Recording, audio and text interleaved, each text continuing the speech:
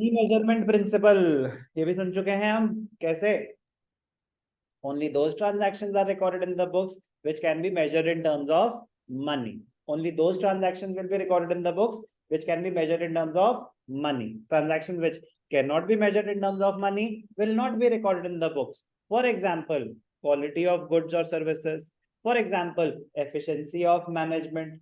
For example, caliber of staff. Simple. According to the money measurement principle, transactions and events that can be measured in terms of money are recorded in the books of accounts. Stating differently, money is the common denominator in recording and reporting transactions. This principle suffers from two major limitations. Number one, transactions and events that cannot be measured in terms of money, however important they may be, they are not recorded in the books of accounts, howsoever important they may be. For example, human resources, the employees, their efficiency. Human resources with the important are human resources with the enterprise are important to the enterprise, but they are not reflected in the financial statement. मेरे business financial statements में मेरा कोई जिक्र नहीं होगा. However important I may be for this business, मेरा उससे कोई फर्क नहीं पड़ता. Receipts and payments. बात समझ आई? Because they cannot be measured in terms of money.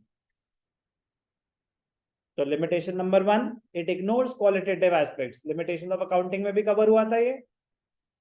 It ignores qualitative aspects.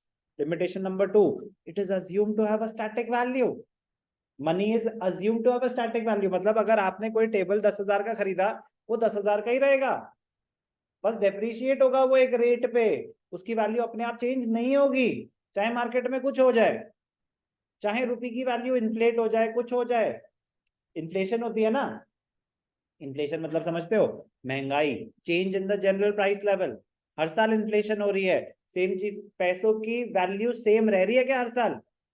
100 रुपए जो पिछले साल थे, आज की डेट में 100 रुपए की वैल्यू कम हो गई है बिकॉज ऑफ इन्फ्लेशन, क्योंकि जो चीज पहले 100 की थी अब वो 110 की हो गई है.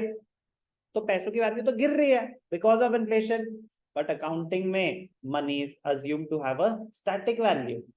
उसमें हम इन्फ्लेशन, लिमिटेशन ऑफ अकाउंटिंग में आया था, it ignores price level changes. It ignores price level changes.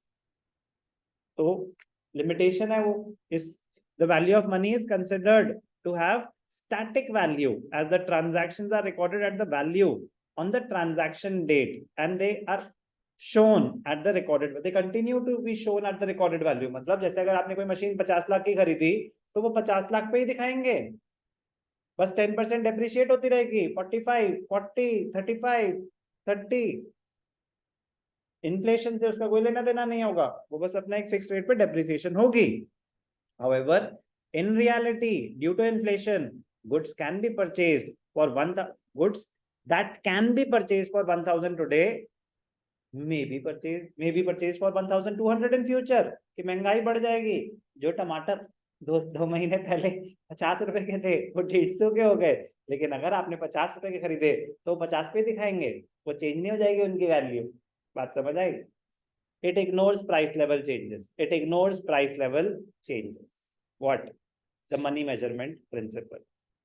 It is assumed to have a static value. It is assumed to have a static value. Okay? Without